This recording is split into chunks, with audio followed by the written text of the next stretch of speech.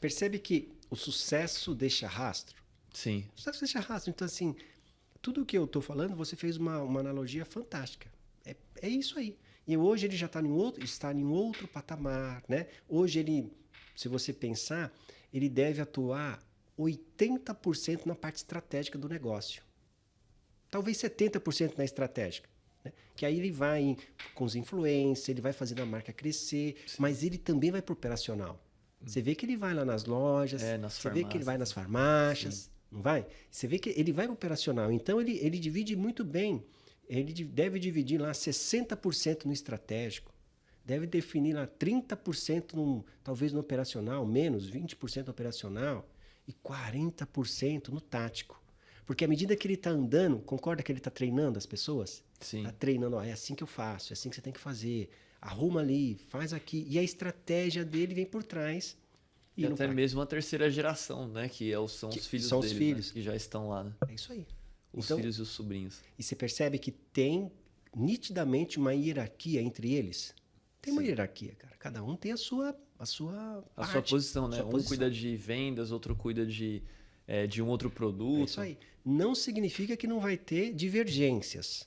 Não significa isso. Porque são pontos de vista diferentes. Mas é isso que faz a empresa crescer também, tá? Quando você tem divergência. Ó, meu ponto de vista não é esse. Tá bom, o que você faria? Ah, eu faria isso. Legal. Então vamos fazer até aqui e vamos medir? Qual é o resultado que tem que apresentar? É esse bate-papo que precisa acontecer nas reuniões. Sim. Até porque essa metodologia veio lá do Vale do Silício, né? As empresas lá, Google, Facebook, eles usam essa divergência, né? Sim. As opiniões, pessoas com culturas diferentes, de vários países, de várias crenças, para poder fazer o negócio acontecer, né? Porque aí você vai colocar pontos de vista diferentes. É isso mesmo. Nos últimos 3 anos, Lucas, eu fiz visitas em outros países. Então eu fui lá para o Vale do Silício, fui visitar a Google, fui visitar várias empresas lá. O ano passado eu fui para Dubai. Esse ano agora, em outubro, eu vou para o Japão. Muito bom. Então eu vou ao encontro com empresários, enfim. Falando do Vale, falando da Google, especialmente da Google, eu fui lá e aí tem as palestras, né? E a Google, cara, qual que é a estratégia dele? Por que tem tanta gente querendo trabalhar lá? Porque eles perceberam que eles têm um nível de QI muito alto. Os caras lá conhecem muito. E lá é muito difícil, como aqui, para achar gente.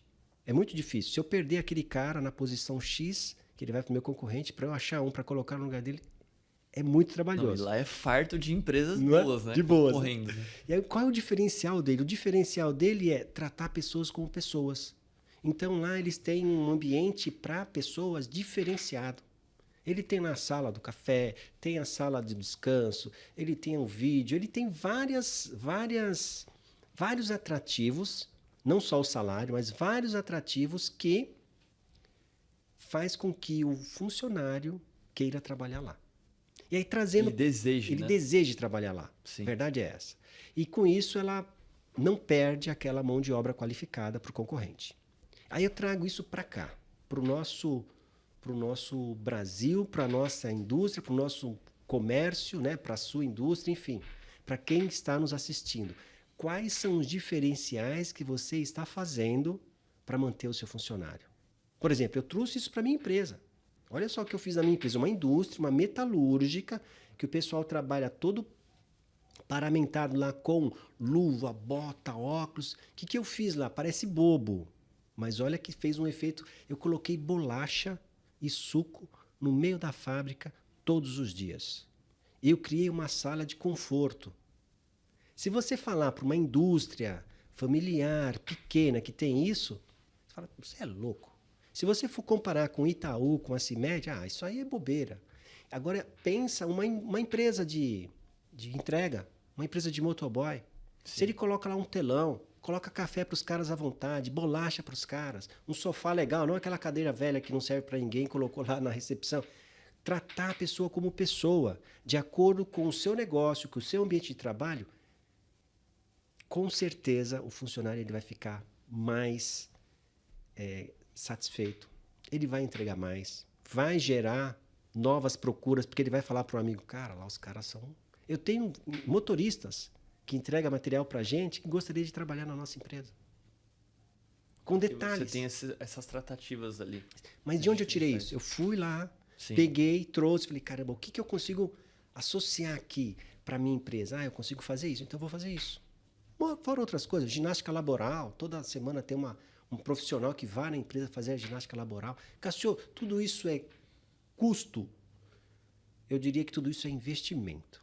Eu estou investindo na equipe para me ter melhores resultados, para ter equipe mais qualificada, mais motivada, que me entrega mais resultado, que tem mais alta performance. Então a gente pode fazer isso para uma empresa que tem 2, 3 funcionários, cara. Então, e aí vamos supor que essa mesma pessoa que você também ajudou e investiu, ela saia. Como que você lida com esses dois cenários hoje e se você já vivenciou algum deles? Já vivenciei os dois. Caramba. Eu não só vi isso acontecer, e eu acredito muito que... Eu sou cristão, cara. Eu sou cristão. Então, eu acredito que hoje eu consigo enxergar que as coisas acontecem. Eu não entendo no primeiro momento, mas depois eu falo, caramba, aconteceu isso, foi Deus que fez isso acontecer para eu poder lidar com essa situação lá na frente, entendeu? Então aconteceu na minha empresa e depois aconteceu em alguns clientes e eu já sabia lidar com aquela situação, porque eu já tinha passado por aquilo. Eu tinha o lado da revolta do empresário. Sim. E eu tinha um lado da postura do funcionário. Então eu consegui me desassociar, olhar e falar assim, já sei. É isso, isso e aquilo. Então eu passei por aquilo para poder orientar as pessoas. Mas vamos lá. Primeiro caso, o pessoal está abusando um pouquinho dos benefícios. Você deu o exemplo da sala de conforto. Como é que o que acontece? Primeiro, quando você tem uma cultura forte na empresa, existem 2 tipos de cultura, a intencional e a não intencional. A intencional é aquela que você determina, é aquela que você prescreve, aquela que você fala é assim, assim, assim, assim. São as regras, os regulamentos internos. A não intencional é aquela que o regulamento quem faz é o próprio funcionário. Existe isso e toda empresa, Lucas, existe essa cultura não intencional que o dono não sabe. Deixa para lá, fofoquinha, existe isso. Uma empresa que tem uma cultura forte, o próprio grupo vai denunciar. O próprio grupo vai falar, olha, fulano está demorando um pouquinho mais, dá uma observada, porque você não vai ficar, né? Sim. Aconteceu comigo, não na sala de conforto, mas aconteceu comigo nas bolachas. Lembra que eu falei que eu dou as bolachas? Começou gente levar bolacha para casa. Levar bolacha, não dava, a mulher que controlava, ela ficava com receio. Pô, Cassio, as bolachas estão acabando. Vinha para a moça do RH, estão acabando. Ou o pessoal está comendo o dia todo, ou vão achar que eu estou levando para casa. Então ela ficou preocupada né? E aí falei, caramba. E eu percebi que para aquela questão da bolacha, era um tempo, era novo. Nunca teve aquilo. A gente fez reunião, a gente explicou, mas não tinha muito jeito. E aí a gente observou que era uma questão de 15, 20 dias. O que consumia de bolacha nos primeiros dias dava para 2 meses quase. Nossa. O cara levava embora, sabe? E aí a gente percebeu que o tempo foi passando e hoje virou comum já. Hoje já não leva mais bolacha. Sabe aquela criança que nunca teve bolacha, quando tem bolacha ele come o saquinho da bolacha todo recheado? Sim. Quando você está acostumado a comer bolacha todo dia, você come 1, 2, deixa outro para amanhã. Então, existe essa fase na empresa. É a mesma coisa café. O cara pegava um café, um copo cheio de café, pô, não vai dar o café, calma, deixa o café. Enfim, é uma fase. Então, na bolacha aconteceu isso. Mas se acontecesse no caso da sala de conforto, o que a gente iria fazer? Iria acompanhar 2, 3 vezes, porque existe um ruído na comunicação. Se a gente não tirar as provas, você vai fazer muita coisa errada, vai maltratar as pessoas e vai desmotivar o time. Então, falaram para você que o João está demorando um pouco mais na salinha lá de conforto. Observa 1, 2, 3 vezes, tenta descobrir o porquê que o João está lá, chama o João. João, eu tenho percebido que você tem descansado mais do que o normal na salinha. Você está com algum problema? Teve casos em clientes que o cara não estava dormindo em casa. Estava com problema com filho, com mulher, saúde da mulher, ele ficava acordado muito tempo. E aí, a hora de descanso dele, ele dormia mais que horário. Dormir lá no trabalho. E aí ele ficava fazendo muita hora extra porque ele precisava do dinheiro. Percebe? Então, chamou o cara, entendeu a situação dele. Vamos fazer assim, então? Vamos. E aí negociou e acabou.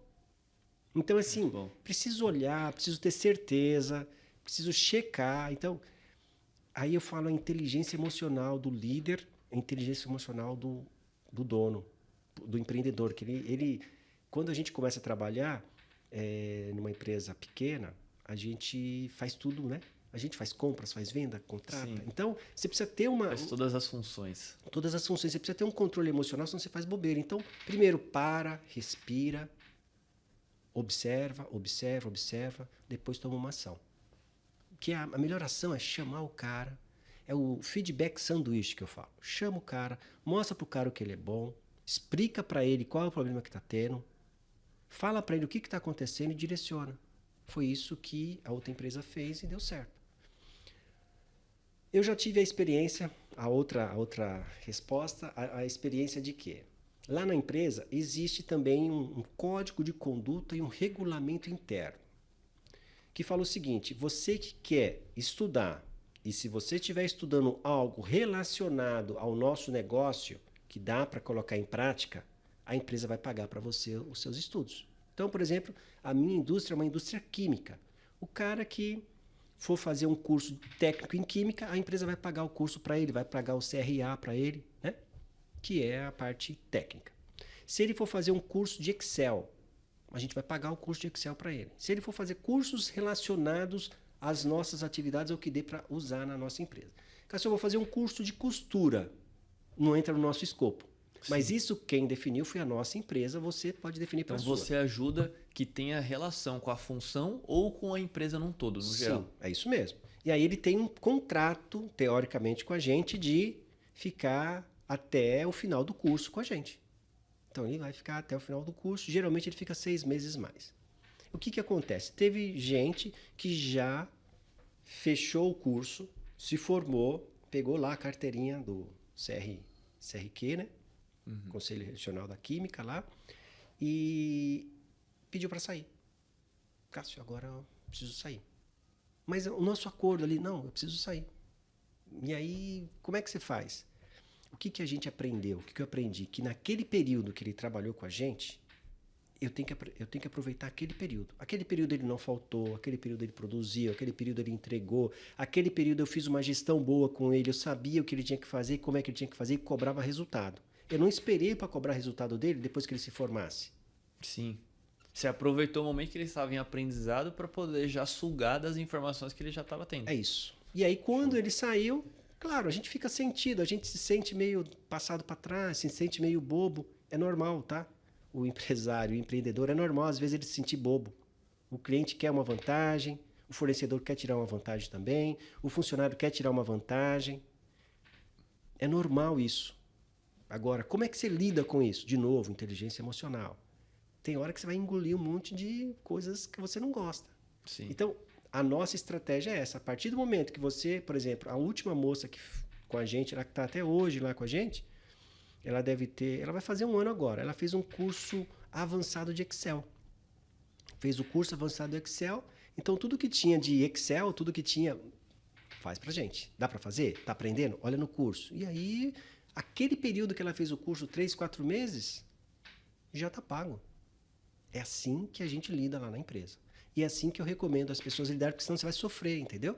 Sim. Agora, não sai dando curso relacionado ao seu negócio. Quero fazer um curso de logística. Tem logística na sua operação? Tem. Legal. Quero fazer um curso de empilhador. Tem empilhadeira?